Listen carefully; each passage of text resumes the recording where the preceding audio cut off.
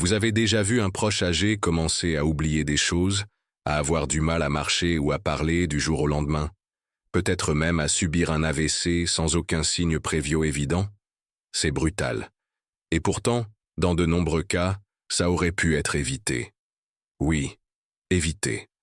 Et c'est exactement de cela que je veux vous parler aujourd'hui.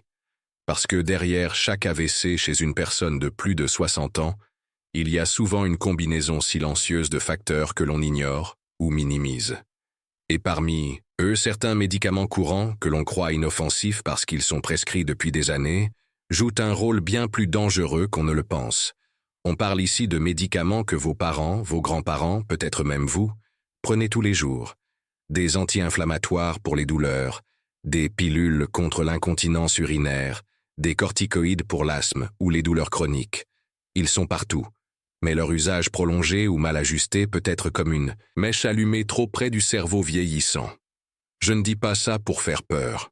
Je dis ça parce que, comme médecin, j'ai vu trop de patients arriver trop tard. Et quand l'AVC est là, il laisse rarement quelqu'un intact. Parfois, ce n'est pas le corps qui lâche, c'est la personne. Son sourire, sa mémoire, sa capacité à être elle-même. Et si on avait pu éviter ça, si on avait su? Le problème, c'est que personne ne prévient vraiment. Ces médicaments sont prescrits par habitude, renouvelés, sans trop de questions, ou pris en automédication. Et pourtant, chez les seniors, leur impact est décuplé. Le cerveau vieillit, les artères deviennent plus fragiles, et le moindre déséquilibre peut être fatal. Les anti-inflammatoires non stéroïdiens, par exemple, ibuprofène, diclofénac, naproxène, augmentent la tension artérielle, altèrent la fluidité du sang et favorisent les saignements intracrâniens. Chez un jeune adulte, le corps compense. Chez un senior, non. Le risque d'AVC explose, surtout en cas de prise régulière. Et les médicaments anticholinergiques pour l'incontinence? Ces petites pilules censées soulager la vessie perturbent en fait la transmission des signaux dans le cerveau. Résultat, confusion, troubles de la mémoire, chute. Un cocktail parfait pour un AVC silencieux. Et pourtant, on les prescrit à tour de bras aux personnes âgées. Quant aux corticoïdes oraux, ils agissent comme des bombes à retardement métabolique. Ils augmentent la tension, fragilisent les vaisseaux, déséquilibrent le sucre dans le sang. Encore une fois, pris sur le long terme, chez un corps affaibli, ils préparent le terrain pour une catastrophe cérébrale. On croit faire du bien, on suit les prescriptions, on cherche à soulager la douleur ou améliorer le confort. Mais sans un regard global, sans ajustement personnalisé, on finit parfois par nuire à ce qu'on voulait protéger. Et ça, c'est insupportable, parce que ça peut être évité. Alors aujourd'hui, je veux qu'on ouvre les yeux ensemble, qu'on parle vrai, et surtout qu'on découvre qu'il existe des solutions. Il y a d'autres manières de traiter la douleur, l'incontinence, l'inflammation, sans mettre en danger le cerveau.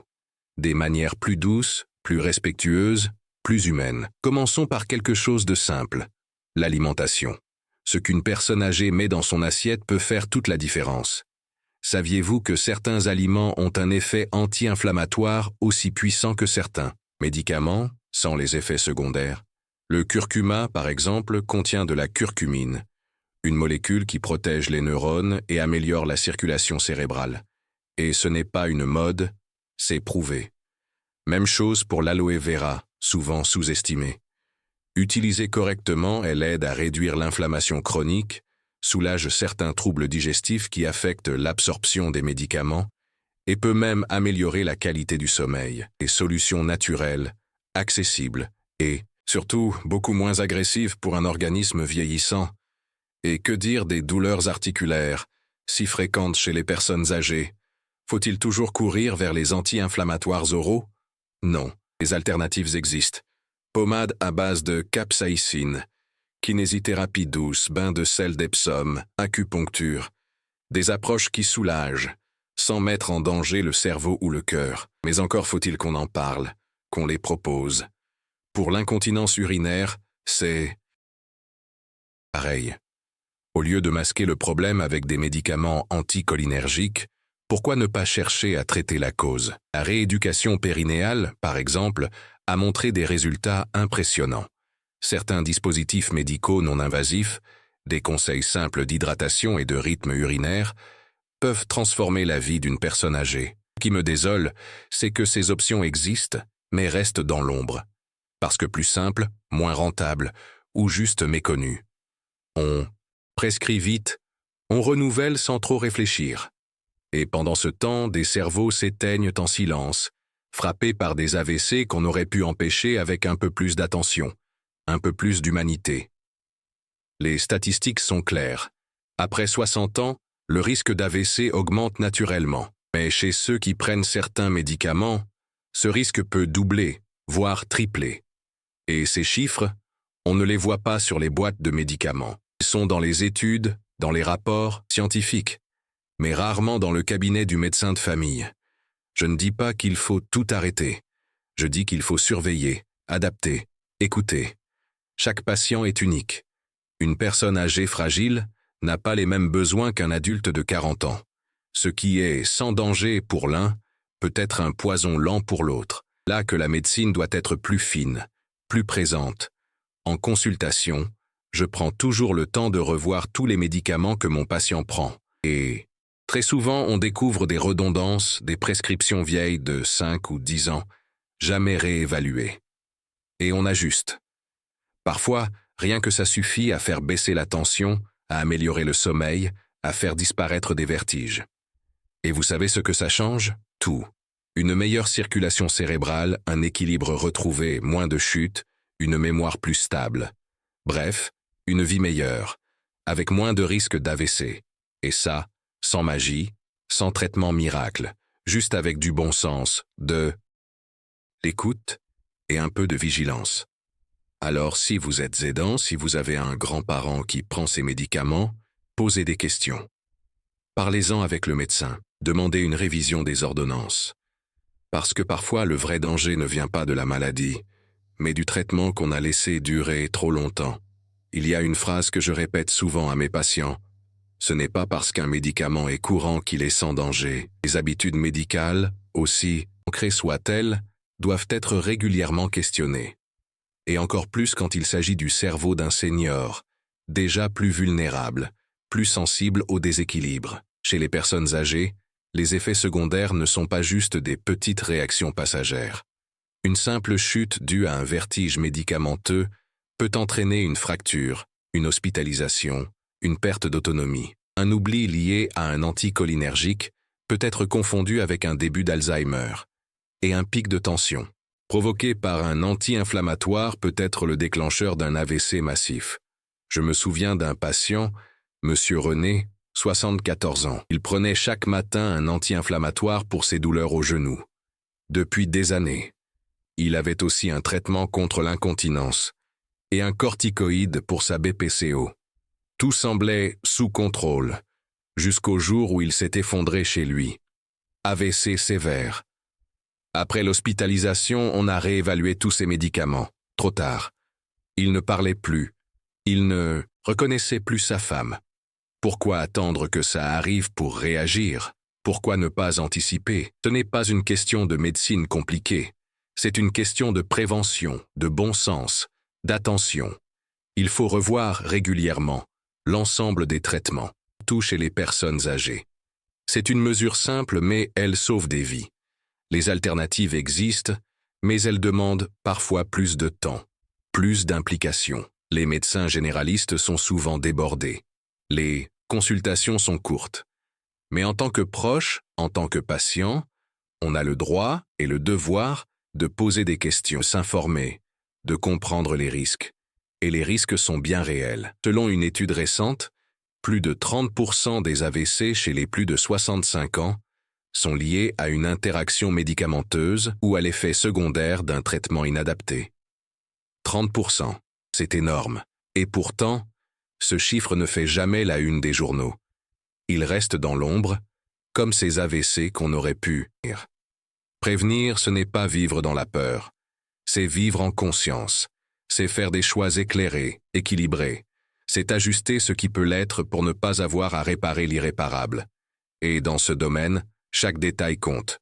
Une molécule, une dose, une durée de traitement, tout peut faire basculer l'équilibre fragile d'un cerveau vieillissant.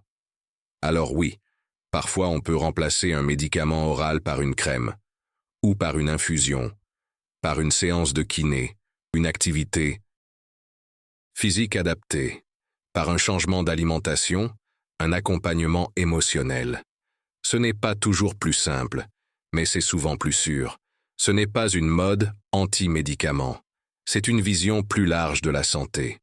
Une approche où l'on respecte les limites du corps, où l'on prend en compte l'âge, l'état général, les autres traitements, où l'on fait de la médecine, pas de la routine. Et croyez-moi, ça change tout. Quand un patient âgé retrouve un sommeil de qualité sans sédatif, quand il n'a plus de vertige sans baisser sa tension à l'extrême, quand il retrouve la parole après un sevrage progressif de médicaments inadaptés, c'est une victoire, une vraie. Et c'est pour ces moments-là que je vous parle aujourd'hui. Vous savez, il n'y a rien de plus triste que d'entendre un proche dire « Il était encore bien la semaine dernière », comme si l'AVC arrivait de nulle part. Mais souvent, les signes étaient là. Fatigue inhabituelle, maux de tête fréquents, confusion, passagère, petite perte d'équilibre, des signaux que le corps envoie, mais que l'on ne relie pas aux médicaments. Et pourtant, chaque molécule a une action précise. Et quand le cerveau vieillit, il devient plus perméable, plus sensible. Ce qui était bien toléré à 50 ans peut devenir toxique à 75. Le foie élimine moins bien, les reins filtrent plus lentement, la barrière hémato-encéphalique laisse passer des substances qu'elle retenait avant. Le corps change, il faut que la prescription change, avec lui. Mais dans les faits, on voit trop souvent l'inverse. Des traitements reconduits année après année, sans réévaluation, sans adaptation. Un antalgique pour une douleur ancienne jamais réexaminée. Un corticoïde pour un épisode aigu qui est devenu chronique. Et on accumule, jusqu'au jour où le cerveau dit stop, il faut sortir de cette logique, remettre la personne au centre, pas juste la pathologie, pas juste le symptôme, le patient entier, son âge, son contexte, ses besoins réels. Pour cela, il faut du dialogue, de la coopération entre médecins, pharmaciens, aidants et surtout, la personne elle-même. L'AVC, ce n'est pas qu'un accident du destin. C'est souvent la conséquence d'un terrain surchargé, d'un équilibre rompu. Et dans les cas que j'ai vus, ce n'est pas toujours la maladie qui a mené là. C'est l'empilement de traitements, les oublis de surveillance, les effets secondaires cumulés. Pour réhabiliter la notion de retrait thérapeutique, en médecine, arrêter. Un traitement peut être aussi important que le prescrire, et ça demande du courage, de la vigilance. Il faut oser dire, ce médicament, on n'en a peut-être plus besoin, et le faire progressivement, en sécurité, avec accompagnement. Et c'est là que les familles ont un rôle crucial. Vous, les enfants, petits-enfants, conjoints, vous êtes les yeux et les oreilles du quotidien. Vous voyez les changements subtils, une fatigue inhabituelle, une perte d'appétit, une tendance à s'isoler, sont des signes à prendre au sérieux et à rapporter au médecin. Il ne s'agit pas de devenir méfiant envers la médecine. Il s'agit de redevenir acteur, de poser des questions simples. Depuis quand ce médicament est-il prescrit?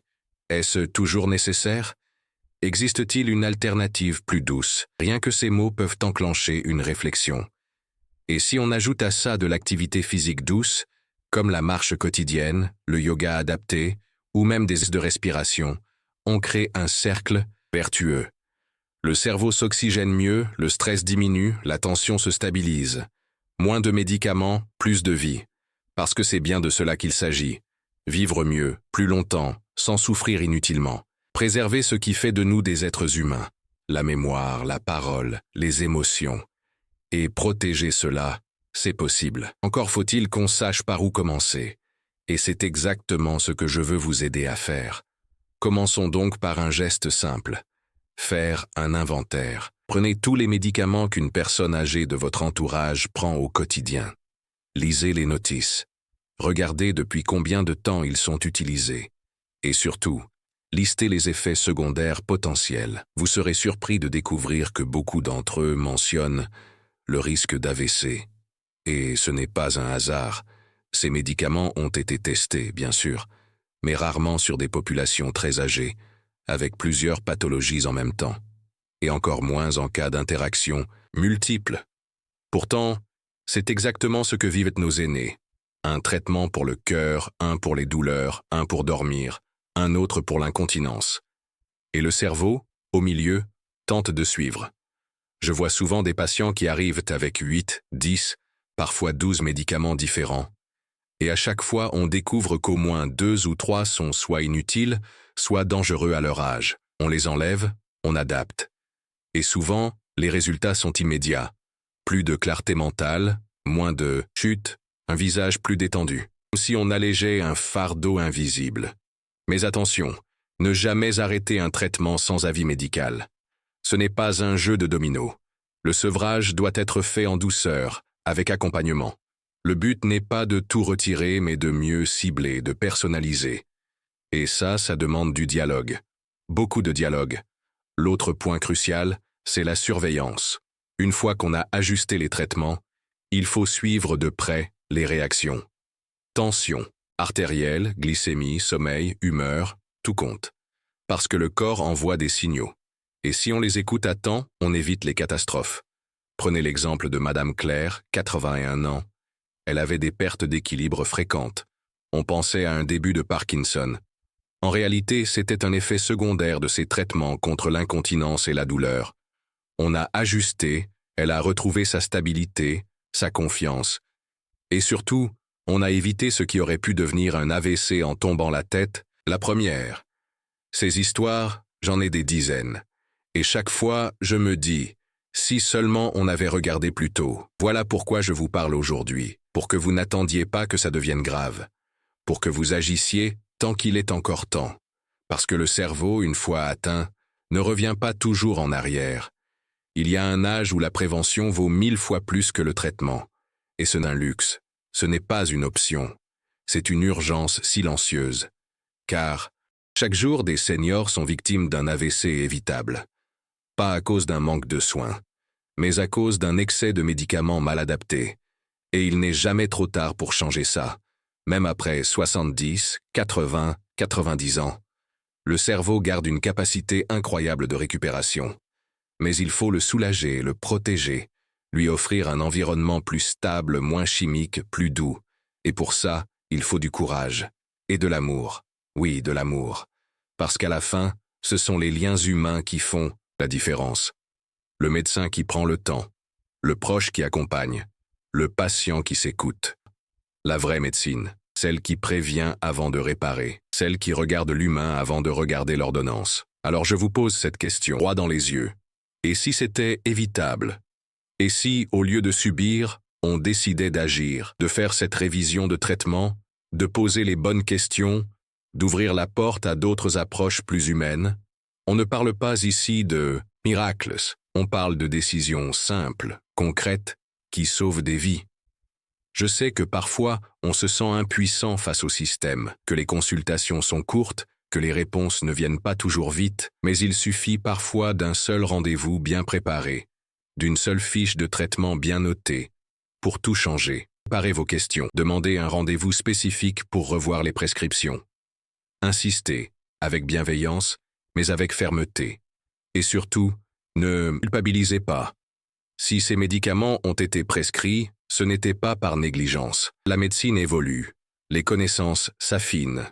Ce qui semblait sans danger hier peut aujourd'hui être reconnu comme risqué chez les personnes âgées. Il faut avoir l'humilité d'ajuster, de corriger, de s'adapter. En parallèle, développons les alternatives.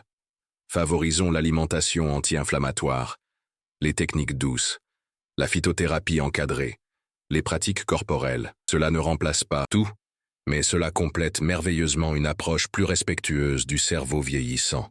Le naturel, quand il est bien encadré, peut être un allié puissant. Et soyons clairs, parfois, les médicaments sont indispensables. Certains AVC sont imprévisibles, inévitables, mais tant d'autres pourraient être évités, ou du moins retardés. Et chaque jour gagné avec un cerveau en pleine forme est un trésor. Chaque souvenir préservé, chaque mot échangé, chaque sourire gardé, ça vaut tout l'or du monde. Je vous le dis avec tout mon cœur de médecin. Le cerveau ne vieillit pas comme le reste du corps. Il ne supporte pas l'excès. Il a besoin de lumière, de calme, d'équilibre. Et il peut briller très longtemps, si on le protège. Ne laissez pas une ordonnance mal ajustée voler des années de lucidité à ceux que vous aimez. Regardez vos proches, regardez-vous, et demandez-vous, que puis-je faire aujourd'hui pour mieux protéger ce cerveau si précieux? Peut-être juste une question posée. Peut-être une visite chez le médecin. Peut-être un « et si on en parlait ensemble ?» Ce petit geste peut être le début d'une grande prévention, parce que personne ne mérite de perdre son autonomie à cause d'un médicament mal adapté. Personne ne devrait vivre avec la peur de l'AVC en silence. Et surtout, personne ne devrait croire que c'est inévitable. Ce n'est pas une fatalité, c'est une alerte. Et aujourd'hui, vous l'avez entendu. Alors maintenant, c'est à vous. À vous d'en parler autour de vous. De partager cette information. D'aider à faire circuler ce message. Parce que ce que vous venez de lire, des milliers de familles ne le savent pas encore. Et parfois, un simple partage sauve une vie. Littéralement, prenez soin de vous. Et surtout, prenez soin de leur cerveau. Ils ont tant à offrir encore. Ne les laissez pas s'éteindre pour une erreur évitable. Informez, questionnez, ajustez. Et ensemble, construisons une santé plus douce, plus sûre, plus humaine. Pour eux et pour nous. Tous.